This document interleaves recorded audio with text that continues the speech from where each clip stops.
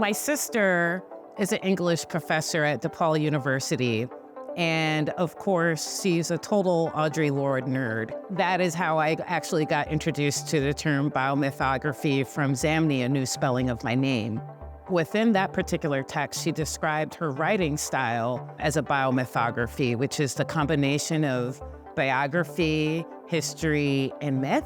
As a visual artist, I was interested in how does biomythography work as an interdisciplinary visual arts practice.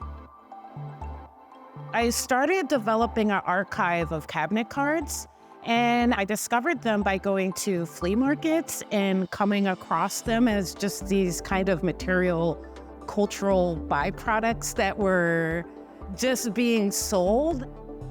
I was really fascinated by them and started doing more research. Cabinet card is an early form of photography from the late 1800s. These were often the first times that you had people taking self-portraits or doing portrait photography, as well as family photo albums. It's such a beautiful link in terms of thinking about the making of identity, the coupling of the cabinet card and photography and modernism, and how that intersects with how Americans were engaging with capitalism, identity creation. Reminds me a lot of what we're going through now in terms of how people are engaging and performing identity and creating identity with new technologies that we have available, and how it's able to be dispersed. Working on the cabinet cards is what allowed me the freedom to break free and break away from the preciousness of the object and actually really engage with interrogating the image and pushing it further. With this piece, I love how there's different forms of dimensionality that were able to be drawn out from it, from the shells that you're seeing, from the lace to the mask, and then also to the sunglasses and the hair. I had actually incorporated my hair into this piece, collecting hair from my brush over a long period of time in order to be able to then apply it to the work. Not only does it demark different kind of cultural representations, but you can find out a lot about my genetic history that's embedded now within the work. So the hair always functions as almost like this double portraiture. And what influenced actually the use of hair in that way was, again, looking at old cabinet card portraits in which you would have a portrait, but you might have a lock of hair that gave you an idea of the person. With the larger cabinet portrait works that the wife portrait is a part of, it's been a great exploration in terms of seeing how can some of the things that I'm doing within the cabinet cards work translate within a larger scale and in creating digital works. My wedding dress was this beautiful steely graphite gray. So I'm using graphite, charcoal, and playing with reflectiveness from the actual medium of the graphite in ways that mimic how photography can work. You know, a lot of the original editing for photography was using graphite, whether it be applied directly to the film or actually onto the paper once it's been printed. I'm really interested in how the skin tone is represented in relationship to the backdrop that was kind of historically used in photography, and to play with how we represent and see light and skin tone. I also included jewelry that I have gotten from my husband, my wedding ring. So different pieces that throughout the years I've been able to collect.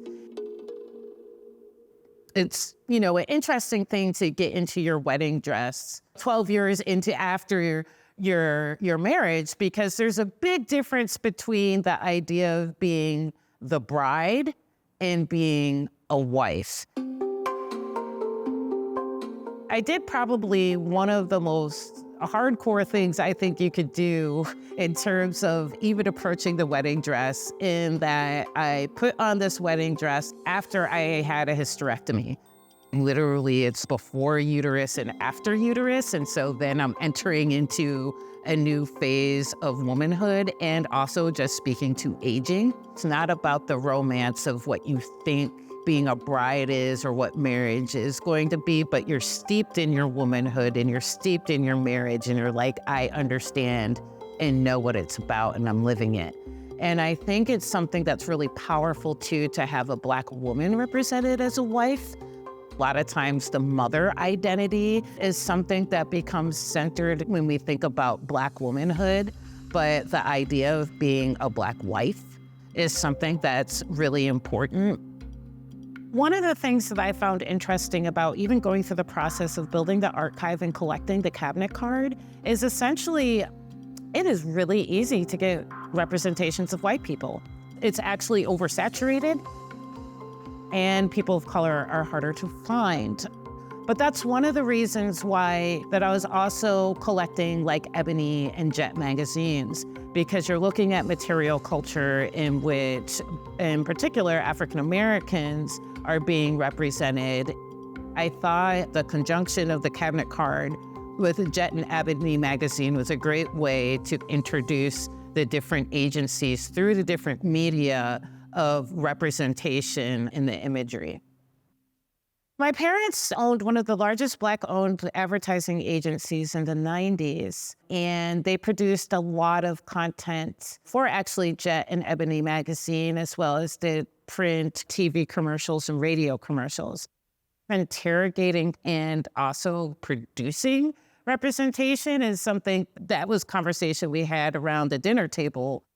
Even though, they worked on these different representations, I didn't feel like there was a representation of me that was out there that was considered acceptable. So the idea of still making inroads where I'm like, you know what? Well, I guess I'm going to have to inject myself into art history if I'm not seeing myself there. And it gets to that kind of structuring of biomythography that we talked about earlier, in which you have biography, you have history, but you have this mythology from different imagery that you're consuming that help inform how you experience the world and how you see yourself and others.